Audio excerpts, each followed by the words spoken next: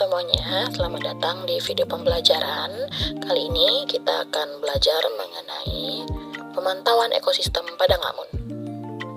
Seperti yang teman-teman bisa lihat, lamun merupakan tumbuhan berbunga yang hidup terendam dalam kolom air dan berkembang baik di perairan laut dangkal dan estuari. Tumbuhan lamun itu terdiri dari daun, selundang, rimpang, dan akar. Jumlah spesies lamun di dunia saat ini adalah 60 spesies dan 15-nya terdapat di Indonesia. Tabel yang kamu lihat saat ini adalah tabel yang berisikan nama suku, marga, jenis, dan singkatan dari lamun yang ada di Indonesia. Dan ini adalah faktor-faktor yang mempengaruhi kondisi padang lamun, mulai dari kecerahan, temperatur, salinitas, substrat, dan kecepatan arus, di mana masing-masing detailnya sudah pernah kita bahas di perkuliahan sebelumnya. Ini adalah ilustrasi dari jenis-jenis lamun yang ada di Indonesia. Jumlahnya ada 12. Ciri khususnya sudah kita bahas juga pada pertemuan sebelumnya.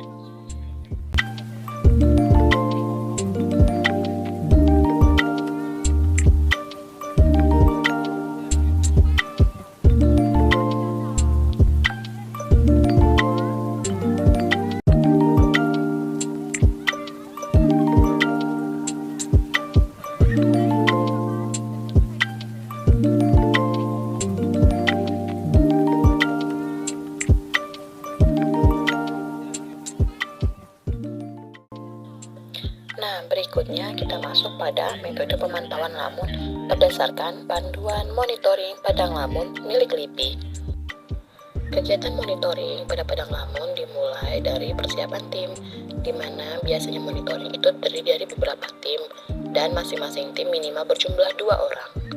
Setiap anggota harus memiliki kemampuan berenang dan snorkeling yang baik agar tidak mudah panik. Kemudian, sebelum kegiatan, masing-masing tim harus sudah membagi tugas pada saat pelaksanaan monitoring di lapangan, supaya kegiatan di lapangan lebih efektif dan efisien. Apa saja kegiatan masing-masing anggota tim dapat dilihat sendiri ya.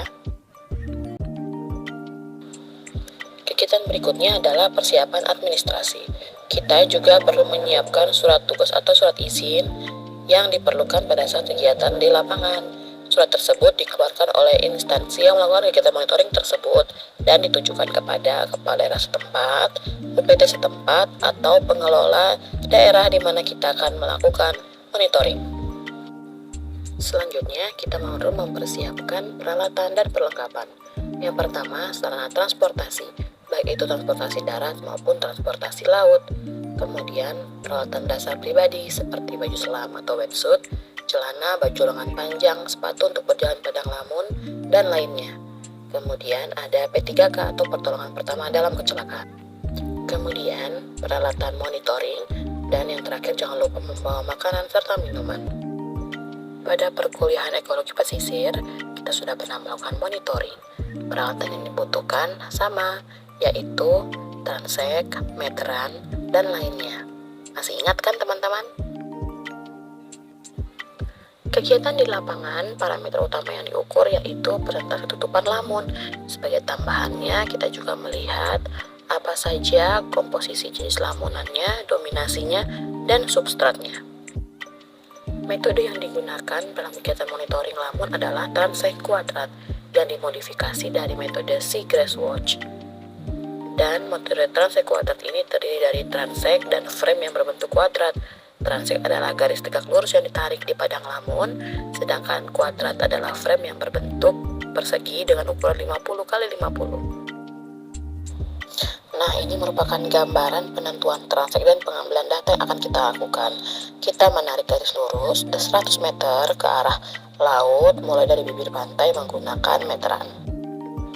Kemudian kita akan meletakkan frame kuadrat kita setiap 10 meter sepanjang transek garis yang kita bikin tadi. Pada saat pengukuran menggunakan frame kuadrat, untuk faktor keselamatan biasanya kita akan mulai dari 100 meter terdahulu atau yang paling jauh dari bibir pantai, sehingga pada saat terjadi kenaikan muka air laut, kita sudah berada di dekat bibir pantai. Satu kelompok akan membuat satu garis transek ke arah laut. Nah, kemudian kelompok lain juga melakukan hal yang sama. Masing-masing kelompok bisa berjarak 50 meter ataupun disesuaikan dengan lebar pantai yang akan kalian monitoring.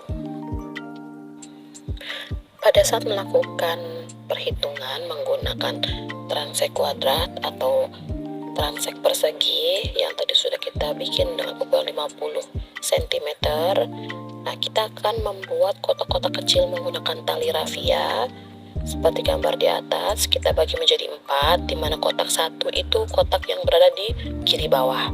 Kemudian dilanjutkan nomor 2, 3, dan 4. Setelah menentukan kotak kisi-kisi 1, 2, 3, dan 4, kemudian kita akan mengukur dan melihat berapa nilai tutupan dari masing-masing kotak tersebut, baik itu tutupan penuh dengan nilai 100% maupun seperempat penuh dengan nilai 75% dan seterusnya. Nah, ini juga merupakan gambaran atau patokan untuk melihat berapa persen nilai tutupan lamun. Gambar tersebut akan sangat membantu pada saat kita berada di lapangan.